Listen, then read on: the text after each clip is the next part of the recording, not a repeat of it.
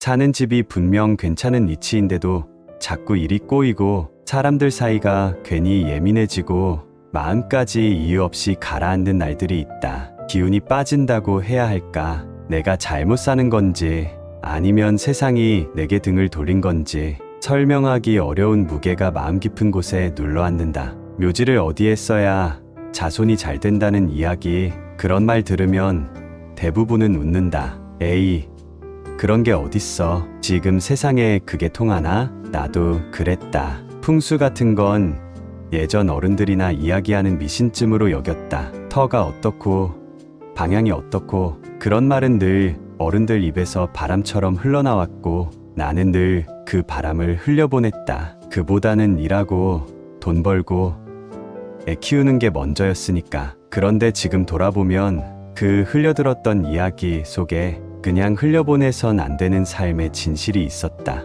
눈에 보이지 않지만 분명히 흐르고 있던 무언가가 있었다. 그걸 느끼기 시작한 건 인생에서 속도가 조금 느려지기 시작한 이후였다. 젊었을 땐 늘 그렇게 믿었다. 노력하면 뭐든 된다고, 삶은 결국 내가 만든다고. 기운이니 터니 하는 말은 나약한 사람들의 핑계처럼 보였다. 내가 못해서 그런 거지, 세상의 흐름 탓하지 말자고 생각했다. 그런데 이상하게도 나이가 들고 책임이 줄고 집에 머무는 시간이 많아질수록 묘한 감정이 마음 안쪽에서 자꾸 올라왔다. 무언가 막혀있는 느낌. 시간은 충분한데 마음이 조급했다. 무언가 더 해야 할 것 같은데 몸은 예전 같지 않았고 집은 조용한데 그 조용함이 이상하게 무거웠다. 그때 처음 들은 개념이 있었다. 양택풍수와 음택풍수. 살아있는 사람의 공간, 그리고 죽은 사람의 공간. 이 두 기운이 서로 다르며 흐름이 서로 얽힐 수도 있다는 이야기였다. 낯설었고 조금은 과장된 이야기 같기도 했다. 하지만 그 시기 내 삶엔 설명할 수 없는 정체된 기운이 있었기에 자연스레 귀를 기울이게 되었다. 양택은 말 그대로 사는 집이다. 우리가 숨 쉬는 곳, 밥을 먹고 잠을 자고 소리 내어 웃고 작게 울기도 하는 곳. 그 안에 기운이 막히기 시작하면 사람은 지치기 시작한다. 피곤함이 몸보다 먼저 마음을 감싸고 말이 줄고 서로가 서로에게 날이 선다. 기운이 도는 집은 말이 부드럽고 기운이 막힌 집은 침묵이 무겁다. 은퇴하고 집에 있는 시간이 많아지면서 그걸 뼈저리게 느끼기 시작했다. 창문은 열려 있었고 바람도 들어왔다. 햇빛도 따뜻했는데 이상하게 마음은 자꾸 가라앉았다. 밝은 공간인데 기분은 어두웠다. 그 무렵부터 자꾸 기운이라는 말을 떠올리게 되었다. 그러던 어느 날 지인의 소개로 풍수를 오랫동안 공부한 어르신을 만나게 되었다. 반신반의했지만 뭔가라도 바꾸고 싶은 마음에 그분을 집으로 모시게 되었다. 그분은 집 안을 조용히 돌고 나서 한마디를 툭 던졌다. 이 집 말입니다.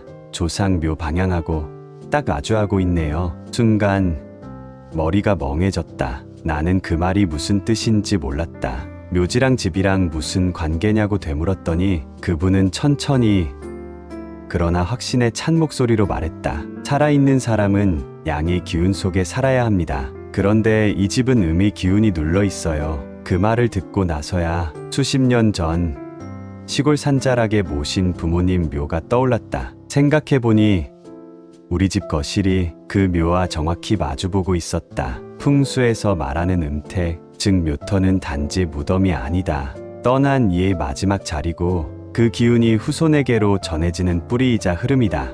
묘의 방향이 어그러지면 그 영향이 집안 전체로 번질 수 있다고 한다. 예전 같았으면 그냥 웃어넘겼을 이야기였다. 하지만 그날 이후 나는 예전 같지 않은 이 무거움을 그저 기분 탓이라고만 넘길 수 없었다. 그때부터 하나씩 정리를 시작했다. 묘는 전문가의 조언을 받아 방향을 약간 조정했다. 그리고 집 안도 다시 들여다보았다. 현관에서부터 가구 배치, 창문을 여는 방향, 거실의 중심이 머무는 시선까지, 특히 거실이 조상묘를 향하고 있었던 방향을 살짝 틀어냈다. 커다란 공사는 아니었다. 하지만 시선이 바뀌자 공기도 흐름도 바뀌었다. 그게 대단한 변화냐고 묻는 사람이 있을지 모르겠다. 하지만 나는 느꼈다. 이제야 숨통이 트인다는 걸. 가족들 사이 대화도 조금씩 부드러워졌고 자잘한 다툼들이 줄어들었다. 사람이 사는 집에는 햇살이 들어야 한다. 바람이 돌아야 하고 무엇보다도 웃음이 머물러야 한다. 그게 양택이다. 그게 사는 집의 기운이다. 그런데 음의 기운이 그 집을 덮기 시작하면 조용히 그리고 천천히 사람은 지친다. 이유를 모른 채 마음이 내려앉고 기운이 빠져나가기 시작한다. 혹시 지금 이 이야기를 들으시는 분들 중에도 집안이 자꾸 무겁게 느껴지고 가족 간 대화가 줄고 마음이 이유 없이 가라앉는 분이 있다면 살고 있는 집양택과 조상의 자리음택을 한번 같이 들여다보시기를 권하고 싶다. 우리는 눈에 보이는 것만 문제라고 생각하지만 사실 눈에 보이지 않는 흐름이 삶을 더 깊숙이 흔들고 있다는 걸 살다 보면 알게 된다. 한쪽의 흐름이 막히면 그 여파는 고스란히 삶의 리듬으로 스며든다. 그건 아주 조용하지만 아주 분명하다. 나는 지금도 가끔 부모님 묘를 찾는다. 풀을 쓸고 바람을 느끼고 가만히 앉아 이런 말을 건넨다. 잘 계시죠? 이제 저희는 잘 지내고 있어요. 그리고 집에 돌아오면 창문을 열고 햇빛을 들인다. 이 집은 살아있는 내가 사는 곳이니까 항상 밝고 따뜻해야 한다는 걸 이제는 몸으로 느끼며 살아가고 있다. 양택풍수와 음택풍수는 단지 공간의 문제가 아니다. 사는 사람과 떠난 사람 둘 사이에 흐르고 있는 보이지 않는 기운의 관계다. 풍수는 소리 내지 않는다. 하지만 분명히 흐른다. 말 없이.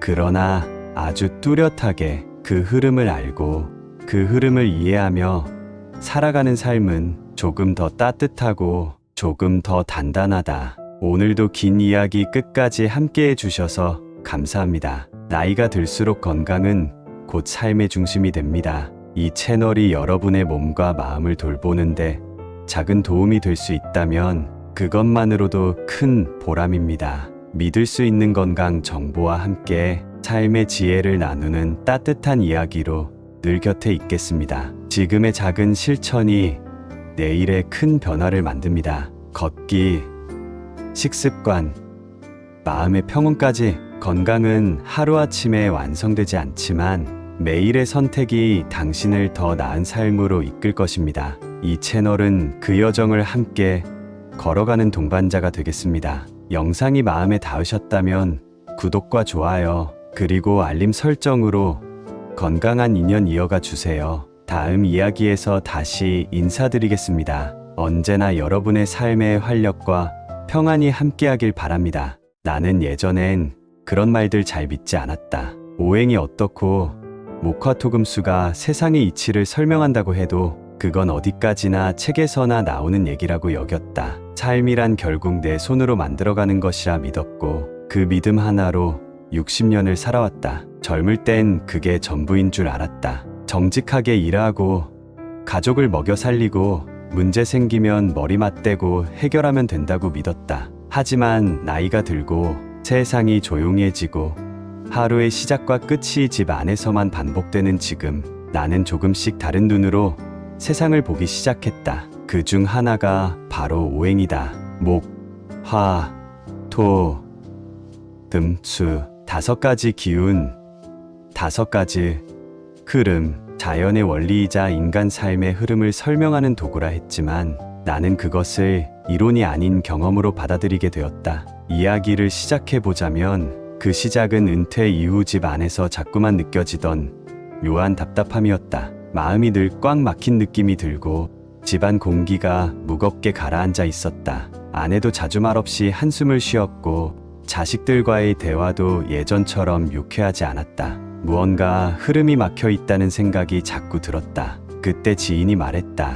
형님, 혹시 집에 오행이 골고루 흐르고 있나 한번 보셨습니까? 처음엔 무슨 말인가 싶었다. 그러다 집을 천천히 들여다보았다. 그러고 보니 참으로 삭막했다. 초록빛은 없었고 불의 따스함은 없었으며 중심을 잡아줄 무게감 있는 색이나 물건도 없었다. 회색과 흰색, 무채색의 조합에 메마른 공기만이 돌고 있었다. 나는 그날 이후 작게나마 하나씩 바꿔보기 시작했다. 우선 거실 한켠에 화분을 하나 들여놓았다. 초록 잎이 풍성한 화초였다. 처음엔 별 생각 없이 물만 줬는데 어느 날 그 잎사귀가 햇살에 반짝이는 걸 보며 내 마음이 조금 놓이더라. 그게 목의 기운이었다. 생장하고 확장하는 기운. 그걸 통해 나는 삶의 정체된 흐름에 작은 바람을 불어넣기 시작했다. 다음은 화였다. 집안에 촛불 하나 켜보자는 아내의 제안에 따라 저녁마다 향초를 켰다.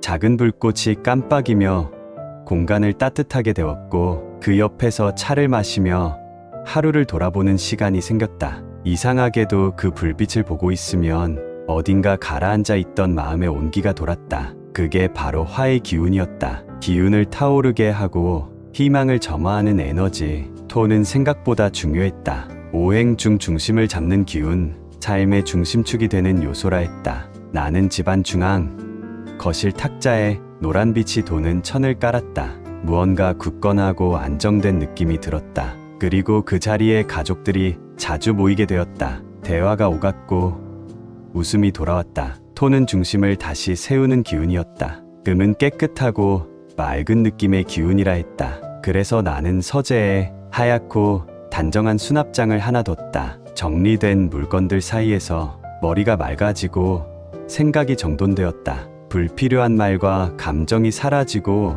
더욱 간결하고 영악한 생각이 떠올랐다. 금의 기운은 그런 식으로 내 삶의 질서를 다시 세워주었다. 마지막으로 수, 물이 흐르는 기운. 유연하고 조용하지만 강한 힘. 나는 욕실에 작은 수반을 두었다. 돌과 조약돌을 깔고 그 위에 물을 담았다. 그리고 아침마다 물을 갈았다. 조용한 그 순간이 내 하루를 준비하는 기도 같았다. 이렇게 5가지 목, 화, 토, 금, 수. 이 5 기운이 내 집 안에 조금씩 자리 잡고 나서야 비로소 나는 숨통이 트이는 느낌을 받았다. 어쩌면 오행이란 대단한 이론이 아니라 우리 삶의 균형을 맞춰주는 작은 기준이었는지도 모른다. 집안에 목의 생기가 있고 화의 따스함이 있으며 토의 안정감이 자리하고 금의 정돈된 기운이 흐르고 수의 고요함이 깃들면 그 집은 사람이 편안하게 숨 쉴 수 있는 곳이 된다. 60년을 살아보니 그게 꼭 집 이야기만은 아니었다. 사람의 마음에도 이 5 기운이 있어야 한다는 걸 알았다. 생각은 확장되고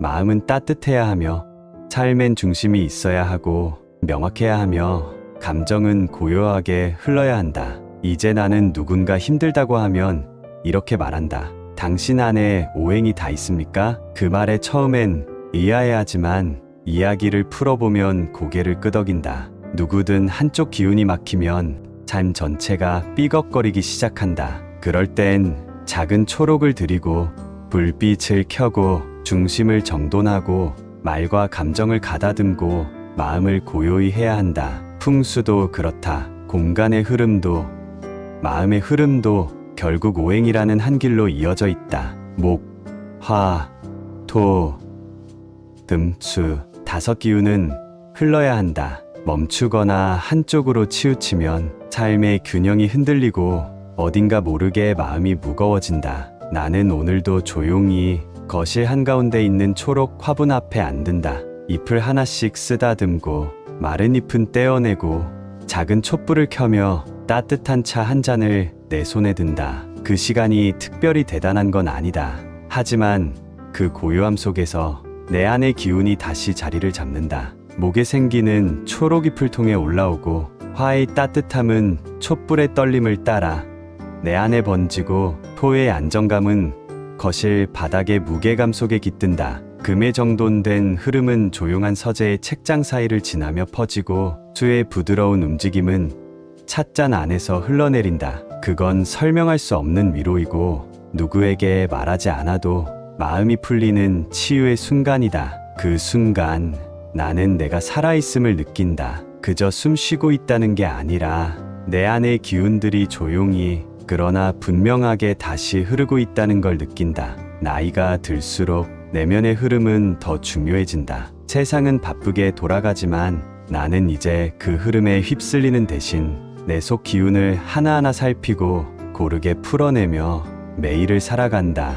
오늘 이야기를 듣고 계신 당신도 혹시 마음이 자꾸 무겁고 몸이 괜히 지치는 날이 많다면 당신 안의 오행을 한번 들여다보시길 바란다. 5 기운 중 혹시 하나가 멈춰 서 있지는 않은지, 너무 불타거나 너무 메말라 있지는 않은지 조용히, 아주 조용히 스스로에게 물어보면 좋겠다. 그 물음 하나가 당신의 삶을 조금 더 부드럽게 만들고 지친 일상에 잔잔한 온기를 더해줄지 모른다. 나는 믿는다. 사람의 삶도 자연과 닮아 있다. 계절이 돌고 바람이 불고 햇살이 비추는 그 흐름처럼 우리 마음속에도 늘 기운이 돌고 있어야 한다고 믿는다. 그 기운이 끊기지 않게, 너무 넘치지도 너무 부족하지도 않게 적당히 순환되도록 가꿔나가는 것, 그게 우리가 중년 이후 더 따뜻하고 평화롭게 살아가는 방법일지 모른다. 오늘도 이렇게 이야기 나눌 수 있어 고맙다. 다음에도 또 살아가며 놓치고 지나는 삶의 흐름, 그 기운과 지혜에 대해 조용히 함께 이야기 나누자. 당신의 하루에도 부디 5가지 기운이 고루 흐르기를 바란다. 사람 마음이라는 게 참 오묘합니다. 살면서 많은 것을 겪고 많은 걸 지나온 뒤에야 비로소 느껴지는 것들이 있지요. 나는 올해로 63입니다. 남편도 벌써 66이 되었고요.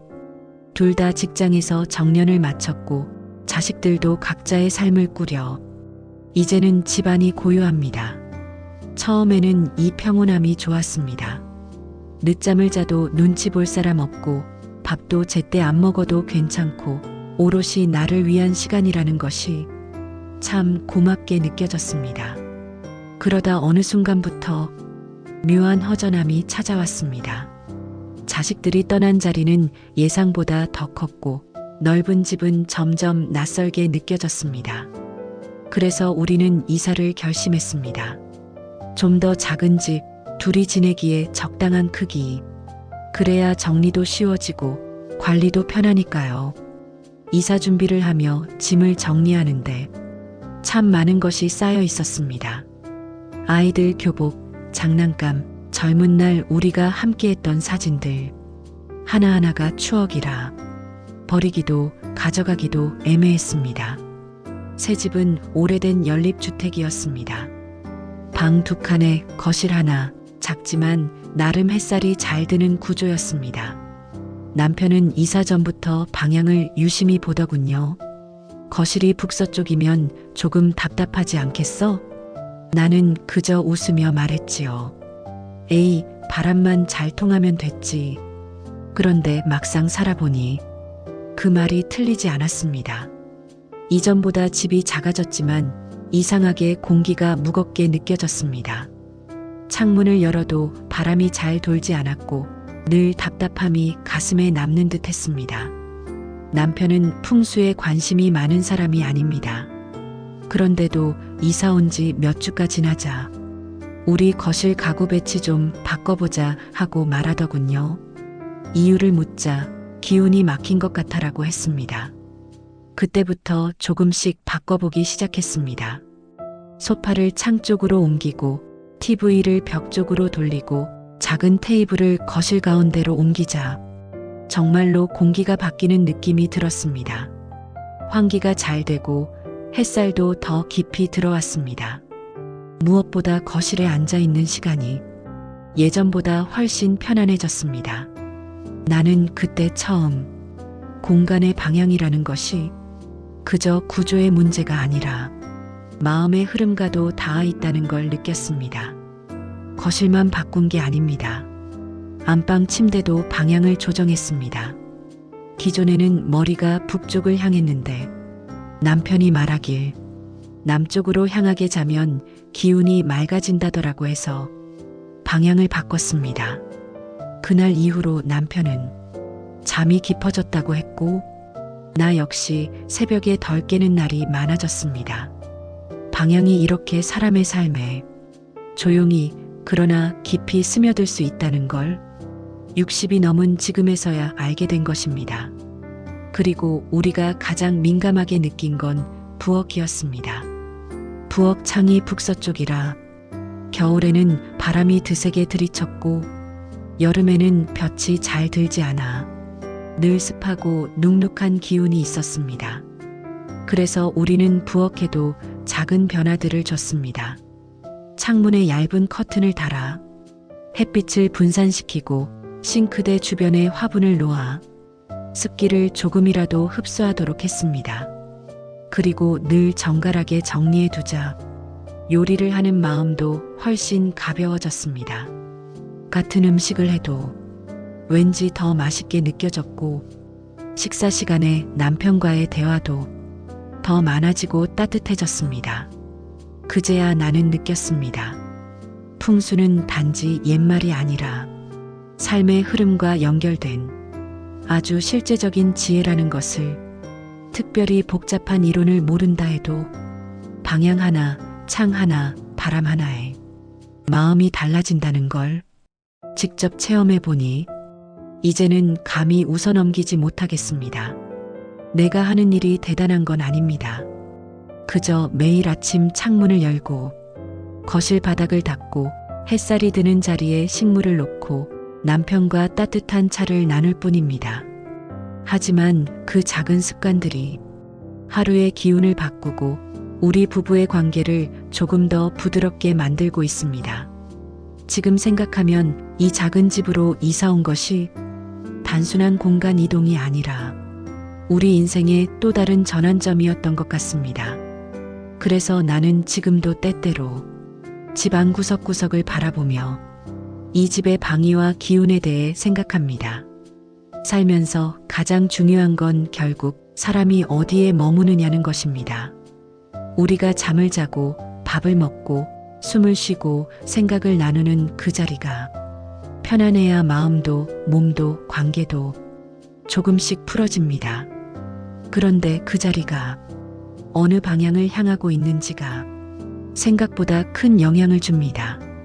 창문이 어디를 향하느냐, 침대 머리가 어느 쪽에 닿아 있느냐, 식탁에서 바라보는 풍경이 무엇이냐, 이 작은 것들이 우리 하루의 기운을 좌우합니다.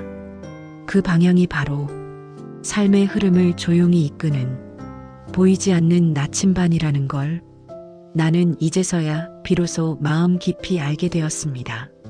젊을 땐 몰랐습니다.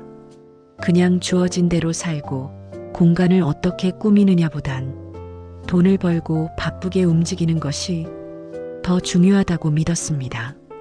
하지만 지금 돌아보면 공간이 나를 감쌌고 그 공간의 기운이 내 말투와 표정, 감정에 아주 세밀하게 스며들고 있었다는 걸 느낍니다.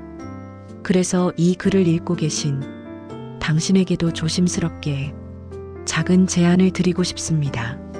지금 앉아 계신 자리, 당신이 하루 대부분을 보내는 공간을 조용히 한번 바라봐 주세요. 창문이 열려 있다면 바람은 부드럽게 드나들고 있는지, 햇살이 드는 방향은 어느 쪽인지, 침대 머리가 기대고 있는 벽은 당신에게 어떤 기운을 주고 있는지 한번 천천히 살펴보시길 바랍니다. 가구의 배치를 바꾸는 것, 식탁의 위치를 옮기는 것, 거실에서 바라보는 시선을 조금만 틀어주는 것만으로도 당신의 삶엔 뜻밖의 평온이 조용히 스며들 수 있습니다. 작은 변화가 때로는 아주 큰 울림을 만들기도 합니다. 마음이 이유 없이 무겁고 가족과의 말이 줄고 아침에 일어나는 것이 점점 더 버거워지기 시작했다면 그건 당신 탓이 아닙니다. 당신이 있는 자리가 당신을 더 쉬게 해주지 못한 탓일 수 있습니다.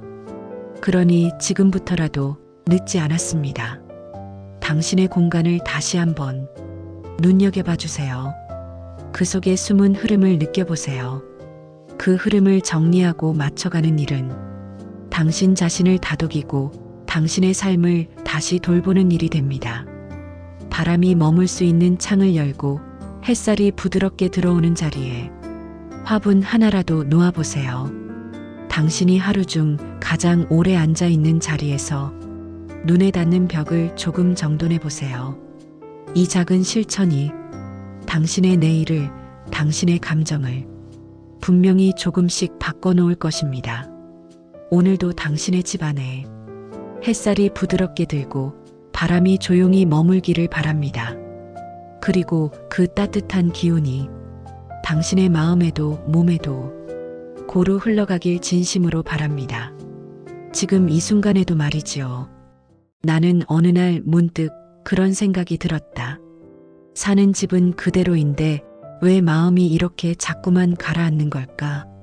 창밖으로는 햇살도 들고 바람도 분명 불고 있었는데 집안은 늘 정적에 갇힌 듯 답답했고 혼자 앉아있는 거실의 공기는 묘하게 무겁기만 했다.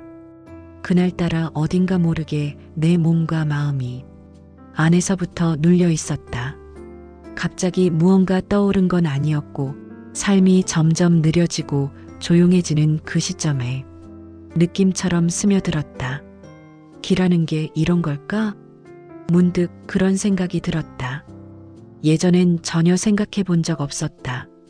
기라는 단어 자체가 어딘지 모르게 동양 철학이나 명상하는 사람들 이야기 같았지. 하지만 나이가 들고 집에서 혼자 머무는 시간이 늘어나고 사람 만나는 일도 줄어드니 예전엔 신경 쓰지 않던 감각들이 하나둘 살아나기 시작했다. 바람의 방향이 달라졌다는 걸, 햇빛이 머무는 자리가 어딘지 느끼게 되고 특정 자리에 오래 앉아 있으면 왠지 피곤하다는 감각 같은 것들. 그건 단순한 느낌이 아니었다. 정말로 어떤 기운이 흐르거나 막혀 있다는 걸 몸으로 마음으로 느끼게 되는 시기. 사는 게 이상하게 흐트러진다는 생각이 들기 시작한 건 그 즈음이었다. 나도 예전엔 그랬다. 침대나 소파는 편한 쪽으로만 두면 됐고 의자 방향도 그냥 TV 보기 좋은 쪽이면 그만이었다. 하지만 어느 날 밤마다 잠이 얕아지고 식욕도 떨어지고 괜히 짜증이 잦아지던 시기를 지나면서 내 삶 안에서 무엇이 달라졌는지를 되짚어 보게 되었다. 그때 깨달았다. 집안의 구조가, 기운이 도는 방식이 그 이전과는 달라졌다는 걸. 가만히 생각해 보니 침대 머리를 북서쪽으로 두었을 때는 잠이 들기 쉬웠는데 최근에 구조를 바꾸면서 침대 머리가 남쪽으로 바뀐 후부터 늘 불안하고 뒤척이기 시작했다. 거실 소파도 마찬가지였다. 창을 등지고 TV 쪽만 바라보게 바꿨더니 자식들이 찾아와도 대화보다 무심한 시선만 오갔다. 무언가 달라졌다고 느꼈다. 기의 흐름이 막혔구나. 그제서야 떠올랐다. 나는 다시 천천히 가구들의 방향을 바꾸기 시작했다. 소파를 창 쪽으로 틀고 햇살이 들어오는 자리에 앉도록 했고 침대 머리를 동쪽으로 바꿨다. 그리고 거실 한가운데 동그란 잎이 풍성한 화분을 하나 뒀다. 그 화분이 놓이고 나서부터 기운이 이상하게 부드럽게 감돌기 시작했다. 그건 그냥 기분 탓이 아니었다. 그날 이후로 잠이 다시 깊어졌고 밥맛도 다시 돌아왔고 무엇보다 마음이 차분해졌다. 나도 모르게 자식들한테 목소리를 높이는 일이 줄었고 작은 일에 예민하게 굴던 것도 조금씩 사라졌다. 이유 없이 짜증나던 일들이 사라지는 경험. 그게 바로 기의 흐름이 회복됐다는 증거 같았다. 한 번은 그런 일이 있었다. 식탁 자리를 바꾸었는데 그 후로 대화가 훨씬 부드러워졌다. 늘 며느리와 마주 앉으면 묘하게 긴장이 흘렀던 그 자리가 햇살이 드는 방향으로 바뀌고 나서부터 말투도 표정도 달라졌다. 나는 그때 알았다. 사람 사이의 감정도 결국은 공간 안의 기운과 무관하지 않다는 걸. 기운이 어긋나면 말도 삐딱하게 나오고 기운이 맞으면 마음도 열린다. 그렇게 나는 점점 기라는 것에 관심을 갖게 되었다. 그게 특별한 기술이나 지식이 아니라 내가 지금 앉아 있는 자리, 바람이 드는 방향, 햇살이 멈추는 곳, 그 단순한 것들을 느끼는 감각. 그게 바로 길을 느끼는 시작이었다. 2부 실천과 변화. 기라는 건 거창한 무언가가 아니었다. 삶을 둘러싸고 있는 아주 미세한 감각, 눈에 보이지 않지만 분명히 존재하는 기류 같은 것. 그걸 느끼기 시작하니 예전에는 그냥 지나쳤던 것들이 모두 의미를 가지기 시작했다. 햇빛이 어디서 들어오고 바람은 어느 방향으로 빠져나가며 그 사이에 나는 어떤 자리에 앉아 있는가. 그게 달라지면 내 하루의 기운도 달라진다. 나는 매일 아침 가장 먼저 커튼을 연다. 햇살이 집 안가득 퍼지게. 그건 단순한 습관이 아니라 내 하루의 기운을 여는 의식이 되었다. 그리고 꼭 창문을 열어 어제 머물렀던 기운들을 바깥으로 흘려보낸다. 마치 숨을 쉬는 집처럼 공간도 숨을 쉬게 해야 한다는 걸 몸으로 느끼게 되었다. 집 안 곳곳에 기운이 막히지 않도록 가구의 위치를 수시로 바꿔보기도 한다. 의외로 식탁 하나의 방향, 화장대의 위치만 바꿔도 마음이 훨씬 가벼워지는 날이 많다.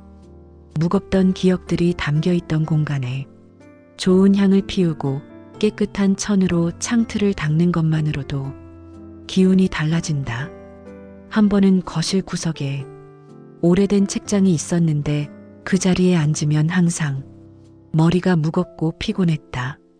그 책장을 치우고 작은 조명을 둔 뒤부터는 그 자리가 내가 가장 오래 머무는 안정된 공간이 되었다. 신기한 일이었다. 가구 하나 바꿨을 뿐인데 마음이 안정을 찾고 말수가 다시 많아졌으며 하루가 부드럽게 흐르기 시작했다. 그게 바로 기의 순환이었다. 내가 그 공간을 돌보면 그 공간도 나를 돌본다는 걸 이제는 정말 실감하게 되었다. 사람 관계에서도 그 기운은 드러났다. 며느리와의 관계가 그랬다.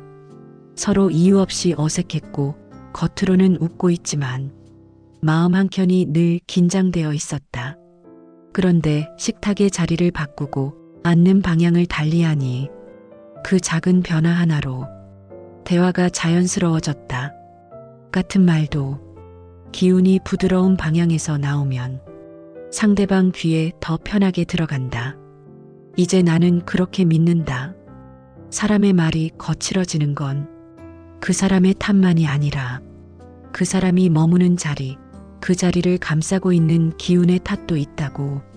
그걸 느끼고 나서는 불필요한 다툼이 줄었다. 나부터가 예민하지 않으니 상대방도 긴장할 이유가 없어졌다. 마음이 편하니 몸도 덜 아프고 몸이 편하니 다시 마음이 부드러워졌다. 요즘 나는 하루 중 가장 좋아하는 시간이 저녁 무렵이다. 하루를 정리하면서 창밖의 빛이 조금씩 줄어들고 실내 조명을 하나둘 켜는 그 순간, 그 시간이 나에게는 기운을 다시 정돈하는 아주 중요한 순간이 되었다. 작은 향을 피우고 부드러운 조명을 켜고 손에 익은 찻잔에 따뜻한 차를 따른다. 그리고 조용히 앉아 내가 머문 오늘 하루의 공간을 돌아본다. 오늘 하루 이 방에서 무슨 일이 있었는지, 어떤 말이 오갔고 어떤 기운이 남아있는지를 느껴본다. 그건 누구에게 보여주기 위한 의식이 아니라 나 자신을 위한 일종의 정화 같은 시간이다. 그걸 하고 나면 잠이 더 잘 온다. 그리고 다음날 아침 눈을 뜰 때의 감정이 다르다. 오늘도 괜찮을 거라는 작은 확신 같은 것이 마음 깊은 곳에서 올라온다. 이게 바로 길을 조율하는 삶의 방식이고 내가 지금 가장 믿고 있는 삶의 균형 잡기다. 삼부 인생의 흐름과 기운. 기라는 건 공간과 사람, 삶 전반을 연결하는 보이지 않는 실로 느껴진다. 나는 그 기운이 단지 집안에 머무는 것이 아니라 가족 사이, 관계의 틈, 그리고 내 삶의 흐름 전체에 서서히 스며들어 있다는 걸 알게 되었다. 먼저 침실의 기운을 바꾸면서 잠의 질이 달라졌다. 침대 머리맡에 있던 거울을 치우고 등 뒤가 벽으로 받쳐지는 자리에 침대를 다시 놓았다. 그게 뭐 대단한 변화겠냐 싶었지만 그 뒤로 악몽이 줄었고 깊은 잠을 자는 날이 늘었다. 침실은 하루 중 가장 오랜 시간을 보내는 공간이다. 그곳의 기운이 편해야 몸도 마음도 회복된다.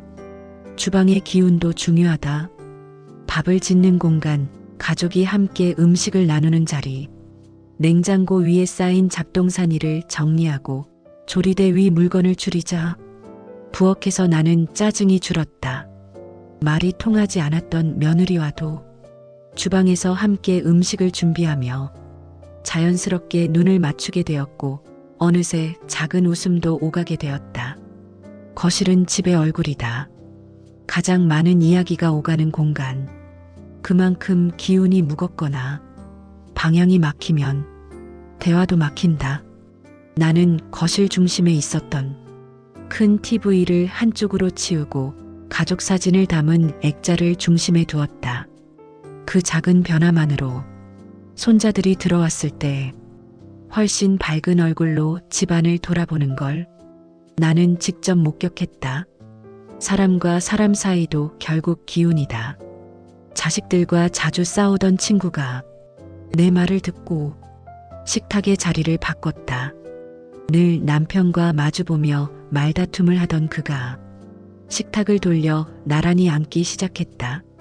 그 결과 싸움이 줄고 대화가 길어졌다고 한다. 이건 심리학의 이야기가 아니다. 살면서 몸으로 겪어본 이들만이 느낄 수 있는 변화다. 나는 이제 하루가 다르게 나이 듦을 느낀다.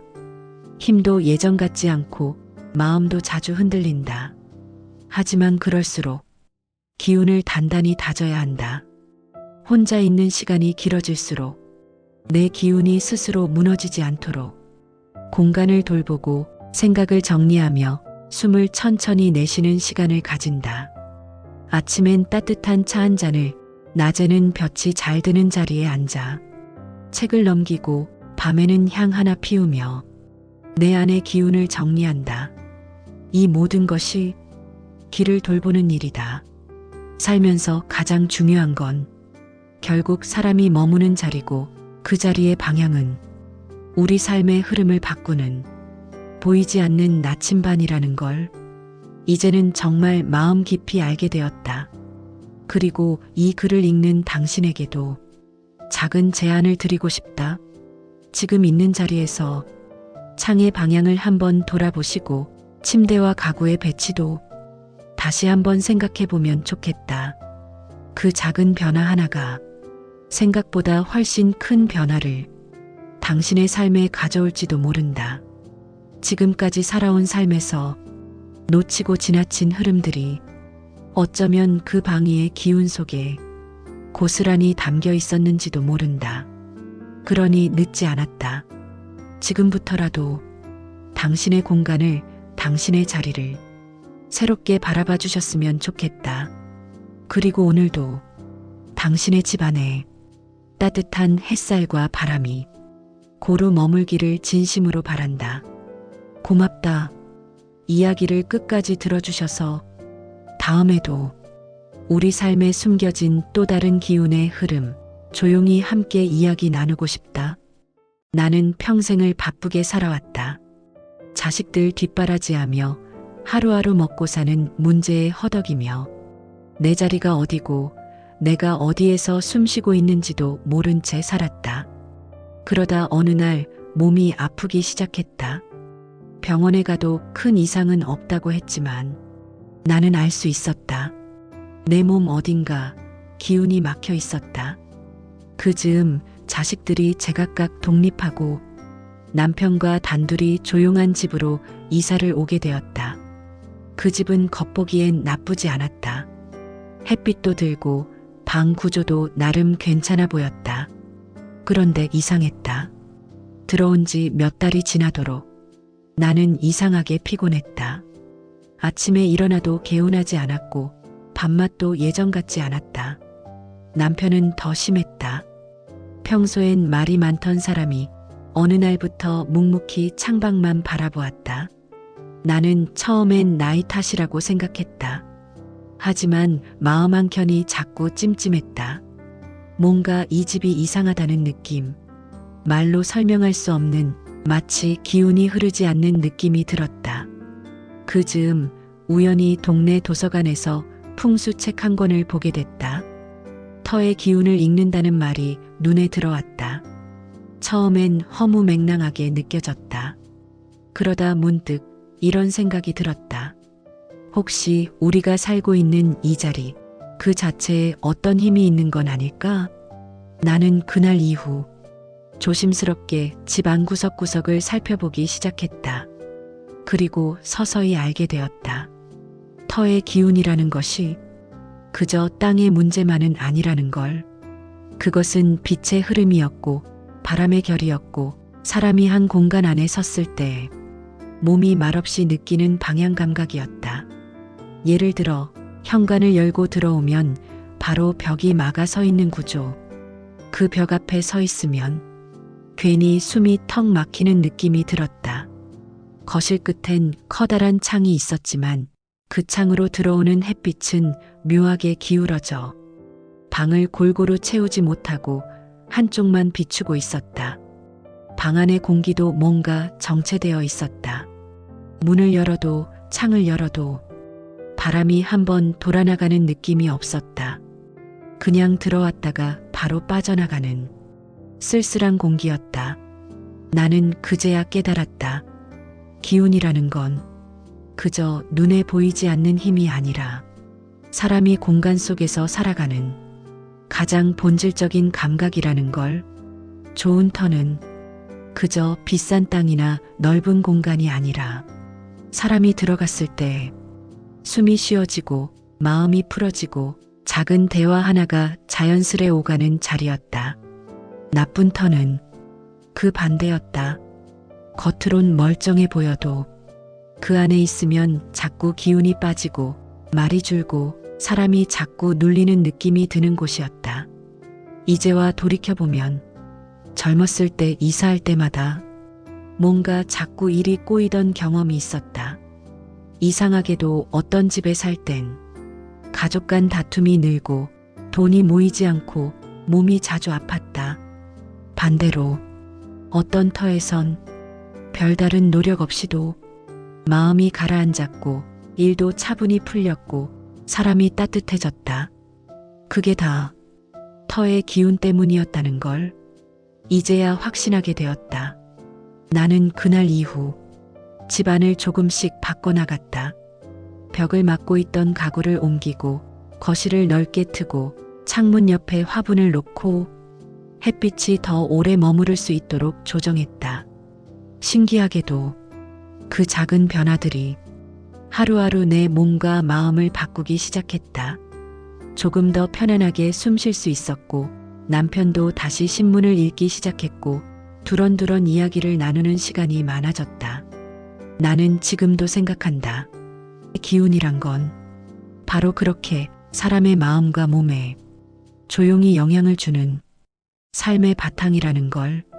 그리고 그걸 처음 알아채는 순간 우리는 비로소 삶의 흐름을 조금씩 바꿔갈 수 있게 되는 것이다. 좋은 터는 정말로 말하지 않는다. 대신 사람 몸이 먼저 반응한다. 내가 처음 그걸 느낀 건 친정 어머니 댁에 갔을 때였다. 어머니는 오래된 시골 마을에 사셨다. 평생을 그 땅에서 밭을 일구고 자식들을 키워냈다. 그 집은 크지도 않았고 눈에 띄게 멋도 없었다.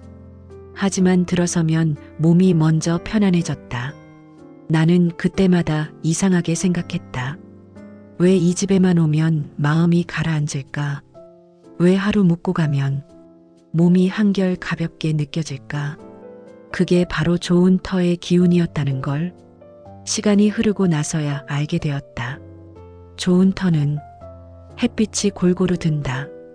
아침 해가 들어오고 저녁 해가 따스히 식힌다. 한쪽으로만 기운이 쏠리지 않는다. 바람도 그렇다. 센 바람이 들이치는 게 아니라 서서히 머물다 나가는 바람. 그 바람이 공간을 감싸주고 사람의 마음도 함께 다독여준다. 땅도 마찬가지다. 너무 적거나 너무 메마르지 않은 땅.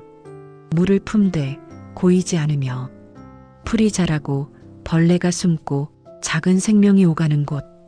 사람도 있다. 좋은 터에는 사람이 자연스럽게 모인다. 가족이 함께 앉아 대화하고 손님이 와도 괜히 머물고 싶어지는 자리. 그게 좋은 터다. 나는 그 조건들을 조금씩 내 집에도 옮겨보기 시작했다. 먼저 햇살이었다. 창문을 가렸던 커튼을 걷었다. 아침 햇살이 거실에 머무는 시간, 그 한 시간이 우리 부부의 기분을 바꾸기 시작했다. 그 다음은 바람. 문을 열 때 어디로 들어오고 어디로 빠져나가는지를 살폈다.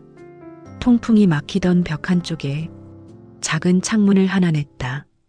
그 뒤로는 오후마다 집안 공기가 확 바뀌었다. 마지막은 사람. 식탁 자리를 바꾸고 소파를 벽에서 떼어내 앉는 방향을 남향으로 돌렸다. 이상하게도 그 작은 변화들이 가족 간의 말투, 표정, 심지어 식사량까지 바꾸어 놓았다. 좋은 터는 기운이 순환하는 곳이다. 막히지 않고 억지스럽지 않고 자연스럽게 돌고 흐르는 자리다. 그리고 그 중심에 사람이 편안해야 한다. 몸이 편하고 마음이 무겁지 않아야 한다. 좋은 터는 그 자리에 있는 것만으로도 사람을 조금 더 부드럽게 만든다. 그래서 나는 이제 눈으로 땅을 보지 않는다. 대신 내 몸이 말하는 걸 먼저 듣는다. 나는 지금도 하루를 시작할 때 잠시 거실 창가에 앉는다. 창문을 열고 바람을 들인다. 햇살이 바닥에 고르게 퍼지는 걸 보면서 마음을 다잡는다. 이 작은 의식 하나가 내 삶의 방향을 바꾸는 지도 같다고 느낀다. 예전에는 몰랐다. 왜 그렇게 마음이 가라앉고 사람이 지치는지를. 하지만 이제는 안다. 그건 내가 있는 자리, 그리고 그 자리의 기운과 방향이 말없이 내 삶을 흔들고 있었다는 걸. 터의 기운은 결국 사람의 기운이다.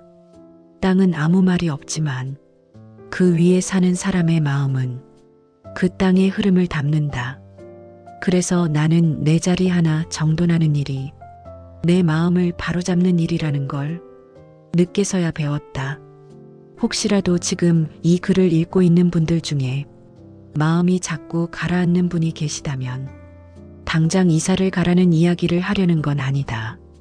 그저 지금 있는 공간의 흐름을 한 번쯤 다르게 바라보자는 말씀이다. 햇빛이 잘 드는 방향으로 침대를 옮겨보고 현관에 막힌 가구를 치워보고 부엌 한쪽에 작은 식물을 들여놓고 아침마다 향을 피우는 것. 이 단순한 일들이 당신의 하루를 바꾸고 가족의 분위기를 바꾸고 결국 당신의 삶 전체의 방향을 조금씩 바로잡을 수 있을지도 모른다. 나는 그렇게 좁은 공간에서 다시 살아갈 힘을 얻고 있다. 그리고 그 힘은 돈으로도 말로도 설명할 수 없는 기운이라는 것을 이제는 믿는다. 사람은 공간에 살고 공간은 사람의 마음에 산다.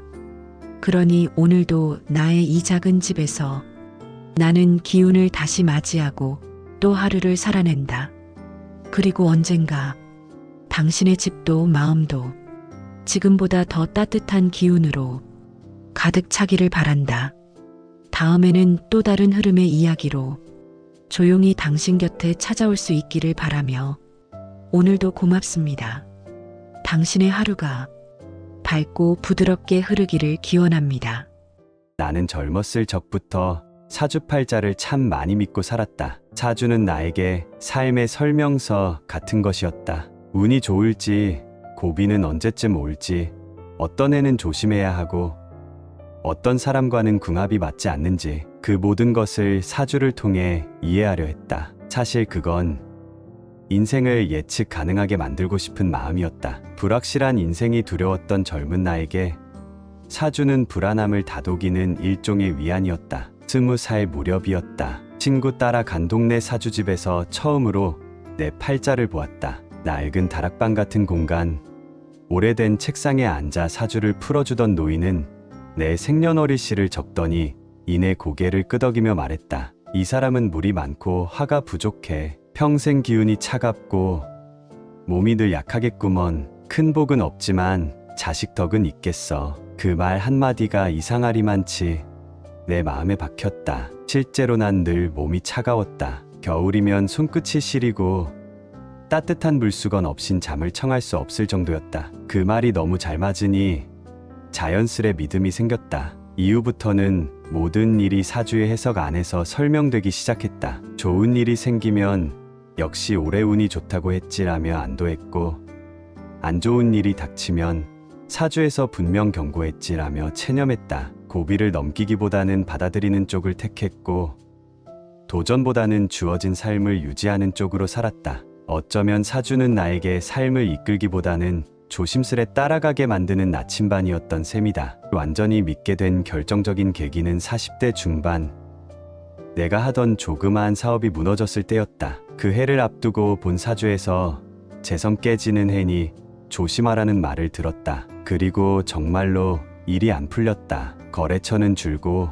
빚은 늘고 결국은 폐업까지 이르게 되었다. 나는 놀랍도록 덤덤했다. 역시 사주가 맞았구나. 그렇게 생각했다. 창심은 있었지만 어떤 이상한 평온도 함께 찾아왔다. 어쩔 수 없는 해였으니까 라고 나를 다독였다. 하지만 지금 돌아보면 그건 현실 도피였다. 뭔가를 바꿔보려는 시도도 없이 무력하게 그저 흘러갔다. 내 아내는 그때를 두고 늘 이렇게 말했다. 당신은 그때 사주 핑계로 삶을 놓아버린 거야. 바꿀 수 있었던 것도 그냥 넘기고 말았어. 그 말이 처음엔 참 아팠다. 가족을 먹여 살리기 위해 얼마나 고생했는데, 밤새 트럭 몰고 쉴 틈 없이 뛰어다닌 나였는데, 하지만 시간이 지나며 그 말의 의미를 알게 되었다. 나는 사주에 갇혀 있었다. 스스로의 가능성을 내 사주의 틀 안에 가두고 살았던 것이다. 지금 생각하면 사주는 내게 위안이자 족쇄였다. 삶을 미리 이럴 것이다라고 정해두고 변화의 가능성을 닫아버리는 일. 마치 물 흐르듯 살아간다고는 했지만 정작 그 물길을 돌릴 생각은 하지 않았던 셈이다. 팔자대로 산다는 말은 어쩌면 삶에 대한 항복일지도 모른다. 나 자신을 들여다보지 않고 바깥에서 정해준 틀 안에 안주하는 것. 나는 그 틀에 너무 오래 머물러 있었다. 그리고 중요한 건 그런 믿음이 실제로 삶을 바꾸지 못했다는 것이다. 오히려 나를 움츠리게 만들었다. 무언가 잘 되지 않으면 기운이 약해서, 사주가 나빠서라며 원인을 외부에서 찾았고 내부에서 바꿔야 할 실천을 미뤘다. 그게 나를 더 무기력하게 만들었다. 기운이 약하다는 말을 핑계 삼아 나는 삶의 주도권을 내려놓았던 것이다. 하지만 지금이라도 깨달았기에 다행이다. 그 믿음은 나를 편하게 했지만 변화는 만들지 못했다. 사주를 믿되 그것에 얽매이지 않는 것. 그것이 이제 내가 지키려는 삶의 태도다. 풍수라는 단어를 처음 들었을 땐 솔직히 마음 한구석에서 피식 웃음이 났다. 그건 옛 어른들이나 믿는 거라 생각했다. 바람이 어디서 불고 물이 어디로 흐른다고 해서 사람의 운명이 바뀌나 싶었다. 나는 늘 그렇게 생각했다. 중요한 건 사람이지 땅이나 집이 아니라고. 자리가 사람을 만든다는 말도 그냥 격언쯤으로 여겼다. 그런데 그 생각이 조금씩 바뀐 건 아주 작은 일에서부터였다. 큰아들이 결혼을 하게 되면서 우리는 수십 년 살던 주택을 정리하고 아파트로 옮기게 됐다. 마당이 있는 집에서 살다가 벽 하나 사이로 이웃과 맞붙어 있는 집에 들어서니 낯설기도 했지만 무엇보다 느낌이 묘했다. 햇살이 잘 드는 남향의 고층 아파트.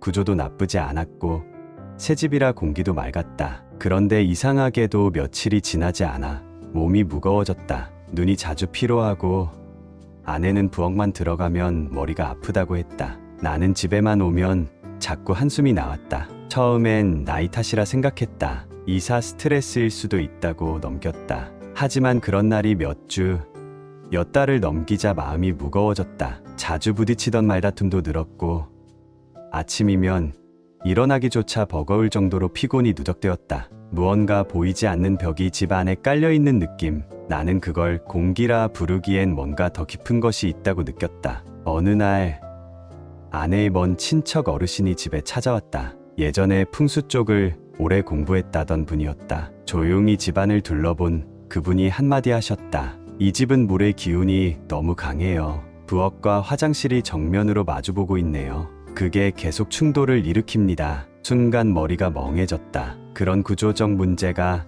사람의 기운에까지 영향을 준다는 말은 처음 들었다. 아내는 그날부터 풍수책을 읽기 시작했고 나는 흘깃흘깃 보기만 하다가 결국 나도 손에 쥐게 되었다. 그 안에 써있는 말들이 하나둘 가슴에 들어오기 시작했다. 기운은 머무는 자리를 닮는다. 사람도 땅에서 기운을 받는다는 말이 자꾸 떠올랐다. 그때부터 조심스레 집 안을 바꾸기 시작했다. 화장실과 부엌 사이에는 작은 가림막을 세우고 침대 머리는 햇살이 먼저 드는 방향으로 옮겼다. 거실 한가운데에 푸른 화분을 놓고 현관에는 둥근 조명을 설치했다. 그 변화는 작았지만 놀라운 일이 벌어졌다. 마음이 달라진 것이다. 한동안 말수 줄고 예민해졌던 내가 다시 웃게 되었고 아내와의 사소한 다툼도 줄었다. 잠도 깊어졌고 피로도 서서히 사라졌다. 무엇보다 중요한 건 내 안에서 다시 살아야겠다는 힘이 올라오기 시작한 거였다. 그제야 나는 깨달았다. 풍수는 미신이 아니라 배려라는 걸. 내가 있는 공간이 나에게 어떤 영향을 주는지 그걸 알게 되는 것만으로도 삶의 질이 이렇게 바뀔 수 있다는 걸 처음 느꼈다. 집이라는 건 단순한 건축물이 아니었다. 내 삶이 깃드는 곳이고 내 기운이 자라는 자리였다. 사주는 타고난 틀이라 바꿀 수 없지만 풍수는 내가 바꿀 수 있는 현실이었다. 사주가 부족한 기운을 지녔다면 풍수는 그 기운을 보완할 수 있는 땅과 방향을 알려주는 길잡이였다. 그리고 그걸 바꾼 이후 나는 삶에 대해 조금씩 책임을 다시 지게 되었다. 더 이상 팔자만을 탓하지 않고 지금 내가 있는 자리, 그리고 그 자리에서 내가 무엇을 할 수 있을지를 먼저 생각하게 되었다. 이제 와서 돌아보면 나는 참 오랫동안 타고난 것에만 의지하며 살았다. 팔자가 그러니까, 몸이 그러니까, 성격이 그러니까, 그런 이유로 많은 도전도 미루고 변화도 꺼렸다. 하지만 이제는 안다. 사주는 내가 출발한 자리일 뿐이고 풍수는 그 여정을 안내해주는 지도 같은 것이란 걸. 사주는 내 안의 기질을 알려주는 것이다. 예를 들어 나는 물기운이 많아 차가운 성향이라 했다. 그럼 나는 따뜻한 기운이 필요했던 것이다. 예전엔 그저 나는 그런 사람이니까라고 말하며 스스로를 차갑게 만들어갔다. 하지만 풍수를 알게 된 이후 나는 그 성향을 부드럽게 덮는 방법을 찾아가기 시작했다. 집 안 곳곳에 따뜻한 색감을 더했다. 화분도 동그랗고 생기가 도는 녹색 위주로 두었다. 현관에는 조명과 향을 두어 귀가할 때마다 기운이 부드럽게 들어올 수 있도록 했다. 그리고 아침이면 커튼을 활짝 열고 햇빛이 방구석까지 닿게 해두었다. 창문을 열어 바람이 돌도록 해두고 식탁에는 항상 과일 하나, 작은 초 하나를 두었다. 그게 다 기운을 살리는 일이었다. 처음엔 이런다고 뭐가 달라지겠어 싶었지만 하루 이틀,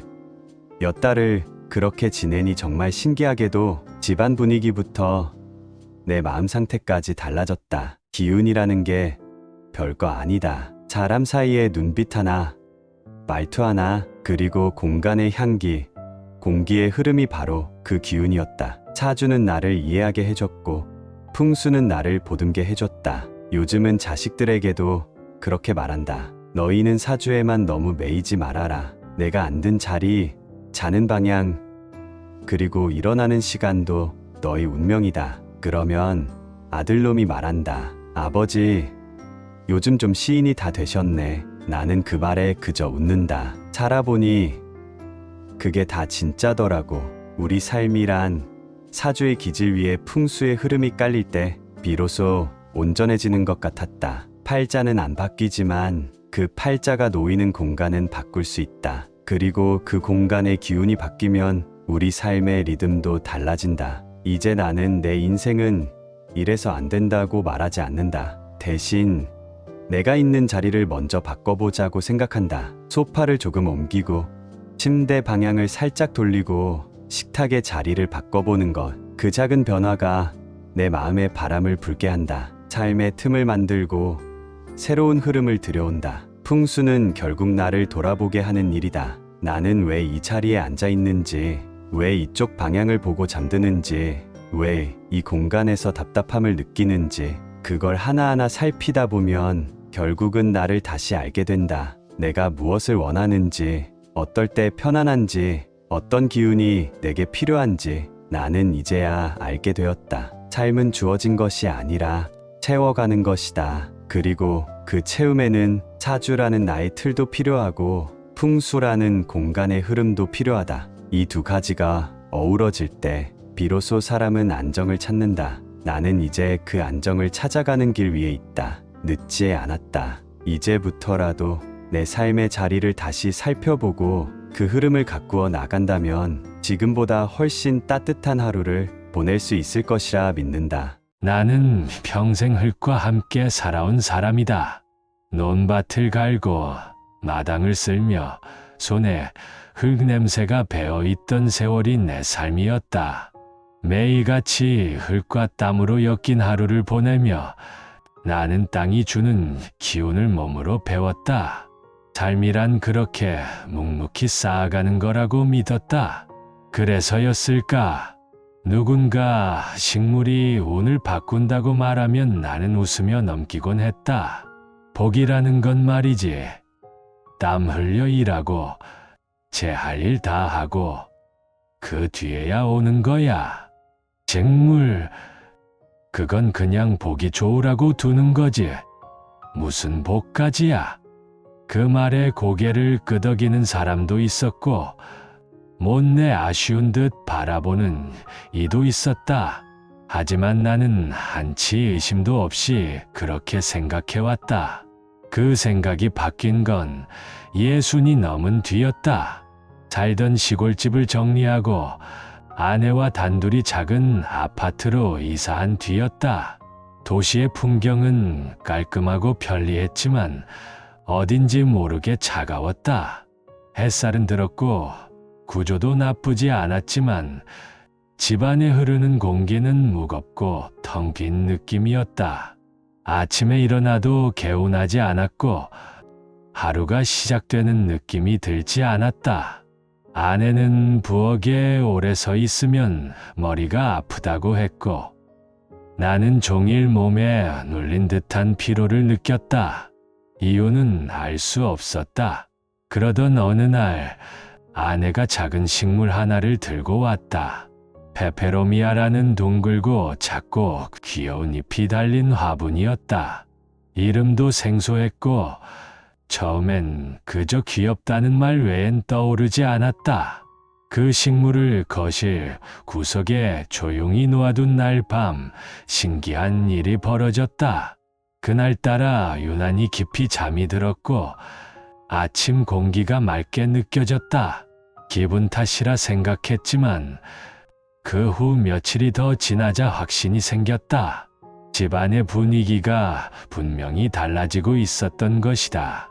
말 한마디 건네는 것도 조심스러웠던 시간이 언제부턴가 자연스럽게 대화가 오갔다.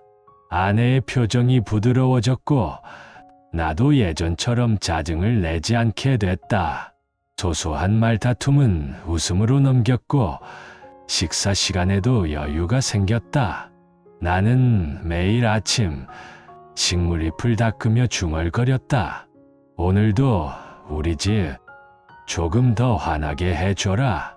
처음엔 그냥 하는 말이었다. 하지만 이상하게도 그 말이 내 마음을 편안하게 만들었다. 그리고 정말로 이상한 일들이 일어나기 시작했다. 한동안 소식이 없던 거래처에서 갑작스레 연락이 왔고 자식들의 일도 조금씩 풀려가기 시작했다. 물론 모두 식물 덕이라고 할 수는 없겠지만 그 흐름의 시작점에 페페로미아가 있었던 것만은 분명했다. 나는 처음으로 생각을 바꾸게 됐다. 이 조그만 식물이 공간의 기운을 흔들어준 게 아닐까. 그때부터 나는 풍수라는 세계에 조금씩 눈을 뜨기 시작했다. 책도 찾아보고 사람들의 이야기도 들으며 하나씩 배워나갔다. 풍수란 거창한 마법이 아니었다. 단지 기운의 흐름을 잘 살피고 조율하며 나와 공간이 조화를 이루는 법이었다. 그리고 그 중심에 식물이 있었다. 나는 5가지 식물을 집 안의 중요한 자리에 배치했다. 그 각각이 내 삶에 맞닿은 기운을 부드럽게 흔들어주는 존재가 되었다. 첫째, 금전수. 이름부터 기운이 느껴졌다. 현관은 외부의 기운이 들어오는 입구이자 집의 얼굴이다. 그곳에 금전수를 두었더니 묘하게도 공간이 정돈되는 느낌이었다.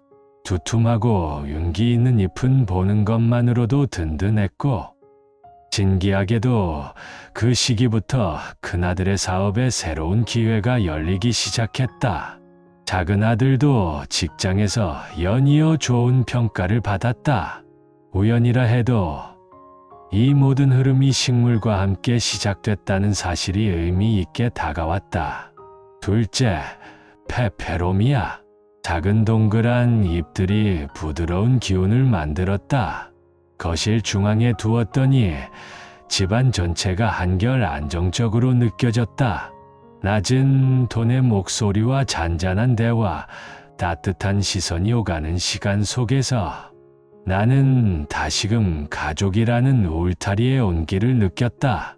매일 잎 끝에 맺힌 작은 이슬을 바라보며 마음도 함께 맑아졌다. 셋째는 천냥금 또는 돈나무라 불리는 식물이다.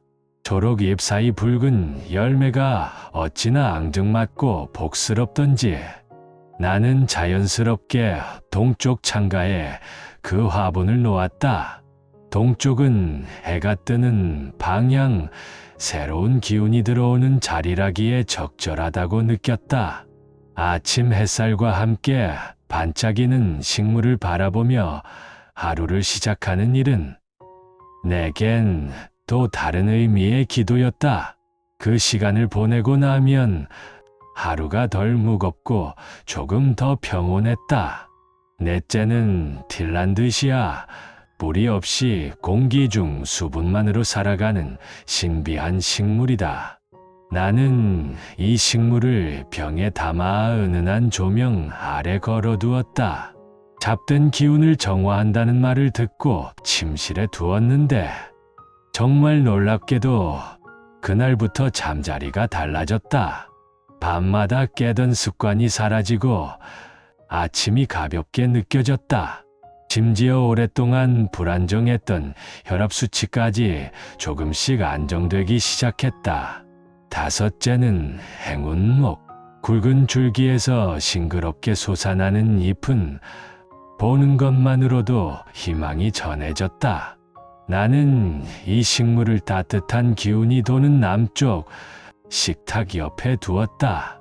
그 후로 식사 시간이 훨씬 풍성해졌고 가족 간의 대화도 자연스러워졌다. 별것 아닌 이야기에도 웃음이 피어났고 집안의 따뜻한 온기가 감돌았다.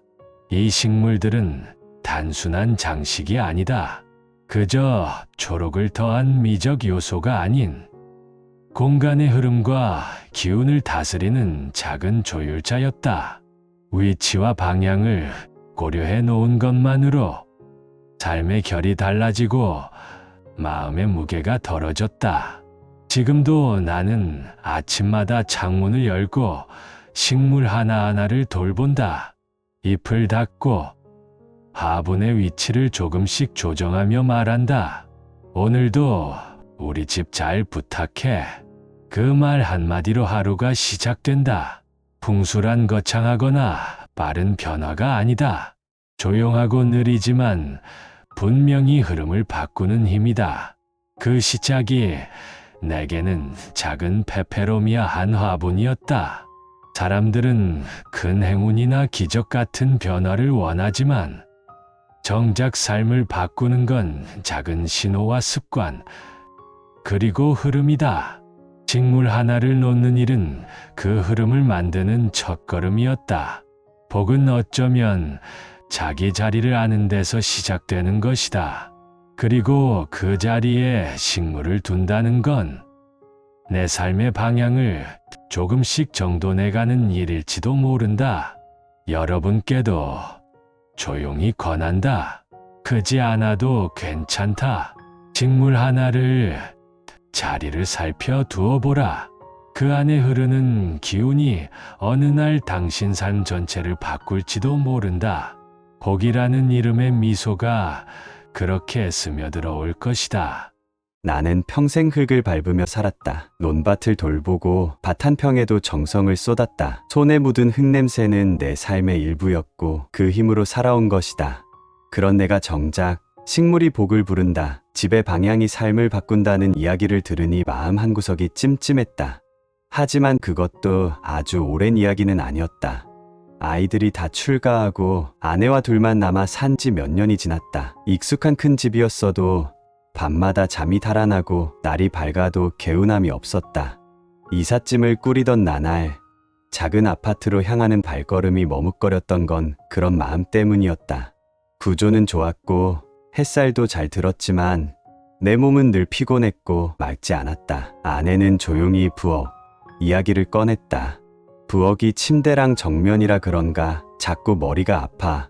풍수에 대한 내 생각은 여전히 회의적이었다. 방이니 기운 흐름이니 하는 말, 그것들이 삶을 바꾼다고 누가 받아들인단 말인가 싶었다. 그래도 어쩐지 마음이 자꾸 그 이야기에 귀를 기울였다. 밤마다 잠자리에서 뒤척일 때 나는 눈을 감고 생각했다. 어디서부터 잘못된 걸까? 어느 날 나는 판을 갈아보기로 했다. 마음속 흐린 기운이 답답하던 그날 밤, 나는 단순히 침대만 돌린 것이 아니라 공간 전체의 흐름을 다시금 바라보기 시작했다. 먼저 침대 머리 방향부터 고쳤다. 햇살이 잘 드는 동쪽 벽 쪽으로 머리를 돌렸다. 그날 밤 오랜만에 오래 잤다. 어깨가 편해진 느낌이 들었고 아침에 눈을 뜬 후 허리 통증이 줄어든 것도 느꼈다. 그것이 계기가 되었다. 나는 다음 날 현관 앞에 둥근 잎을 가진 금전수를 하나 가져왔다. 금전이라는 말에 반신반의했지만 이사한 집의 입구에 놓고 마음속으로 속삭였다. 제발 좋은 기운이 들어오기를. 밤이 되어 잎을 바라보는 사이 아내는 주방에 들어가던 중에 이렇게 말했다. 이젠 부엌도 편안해 보여. 그 말 이후부터 조금씩 변화가 일어났다. 집안의 공기가 묘하게 가벼워지고 말수가 줄었던 우리 부부도 웃는 시간이 많아졌다. 예전 같았으면 귀찮는 말에도 나를 세웠는데 요즘은 조용히 넘어간다. 나도 아내도 서로 뭔가 다정해졌다는 걸 느낀다. 이후 나는 식탁 옆 남쪽 벽에 행운목을 두었다. 이웃에게서 남쪽은 불기운 자리라 복이 머문다더라는 이야기를 들은 탓이었다. 행운목이 하나하나 마주할 때마다 나는 다시금 속삭였다. 오늘도 이 집에 따뜻함을 더해주렴. 그 말이 마치 기도를 하는 것처럼 내 마음을 비춰주었다. 그 틈을 타 자식들도 집에 찾아왔다. 예전 같으면 짧은 식사 후 곧바로 자기 방으로 들어가던 녀석들이 이젠 앉아서 차 한 잔 더 하자고 한다. 대화는 더욱 부드러워졌고 집 안 공기는 웃음으로 가득 차기 시작했다. 그 변화는 작지만 삶을 다시 움직이게 하는 힘이 되었다. 나는 그제야 깨달았다. 풍수란 사람의 삶을 위한 조각보 같은 것이라고. 각 조각이 하나하나 모여 색과 모양을 이루는 것처럼 공간도 하나하나 흐름이 맞아야 전체가 균형을 이룬다는 것을. 내가 바꾼 건 자리가 아니라 내 삶의 틀이었다. 이사를 하고 나서 처음 몇 달간은 마음 한구석이 늘 낯설었다. 익숙했던 풍경들이 사라지고 새로운 벽과 창문이 나를 둘러싸고 있었으니까. 하지만 시간이 지나면서 나는 이 공간이 단순한 거처가 아니라 내 삶의 기운을 새로 짜주는 그물이라는 걸 알게 됐다. 먼저 내 몸이 달라졌다. 늘 아프던 허리가 괜찮아졌고 이유 없이 눌리던 가슴도 훨씬 편안해졌다. 아내는 예전보다 훨씬 활기차졌다. 하루 종일 피곤하다는 말을 달고 살던 사람이 요즘은 아침밥을 짓고 나면 창문을 열며 이렇게 말한다. 기운이 도는 집이 됐나 봐. 그 말이 내 마음을 얼마나 따뜻하게 덮어주는지 모른다. 풍수라는 건 결국 삶을 얼마나 편하게 하느냐의 문제였다. 내가 바꾼 건 침대 방향, 화분 위치, 가구 재배치 같은 사소한 것들이었지만 그 사소한 변화들이 하나하나 모여서 내 삶을 다시 빚어냈다. 예를 들면 현관문을 열었을 때 가장 먼저 보이는 벽. 그 벽에 밝은 색의 액자 하나를 걸어두니 이상하게도 집안 전체의 분위기가 달라졌다. 어두웠던 집이 환해졌고 들어올 때마다 기분이 좋아졌다. 풍수에서 현관은 복이 드나드는 문이라는데 그 말이 진짜라는 걸 알게 된 순간이었다. 또 하나는 부엌과 화장실. 이 두 공간이 마주보는 구조였는데 풍수에서는 물과 불이 충돌한다고 하더라. 처음엔 무시했다가 자꾸만 아내가 속이 불편하다고 해서 부엌과 화장실 사이에 작은 가림막을 세웠다. 그 후부터 아내의 위장도 우리 부부의 말다툼도 줄어들었다. 겉으로 보기엔 단순한 칸막이였지만 그건 마치 우리 사이의 긴장을 막아주는 벽 같았다. 풍수는 나에게 그런 걸 가르쳐 주었다. 공간은 단지 벽과 가구로 이루어진 게 아니라 그 안에 흐르는 기운의 결이 있다는 것. 그 결이 틀어지면 사람의 마음도 건강도 관계도 삐걱거리게 된다는 걸. 그리고 그 결을 바로잡는 방법은 어렵지 않다는 걸. 내가 해본 풍수 실천 중에서 가장 효과가 컸던 건 동쪽 창가의 식물 두기였다. 동쪽은 해가 뜨는 방향이고 하루의 첫 기운이 들어오는 자리다.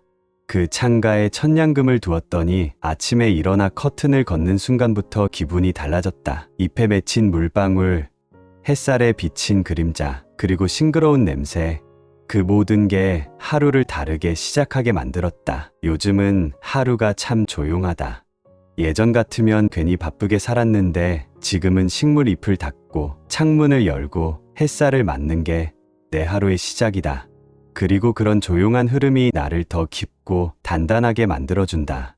나는 이제야 안다. 복이라는 건 갑자기 큰 돈이 들어오는 것도 아니고 특별한 행운이 생기는 것도 아니다. 복은 하루하루 내가 얼마나 편안한지, 얼마나 내 자리를 잘 가꾸는지에서 온다.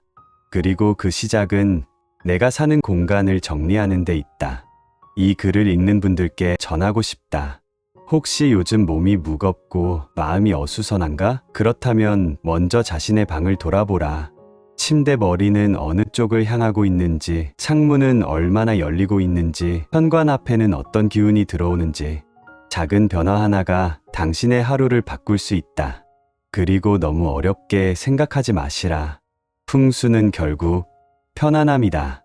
내 몸이 편하고 내 마음이 편하고 내가 사는 공간이 나를 쉬게 해주는 것. 그게 바로 풍수다.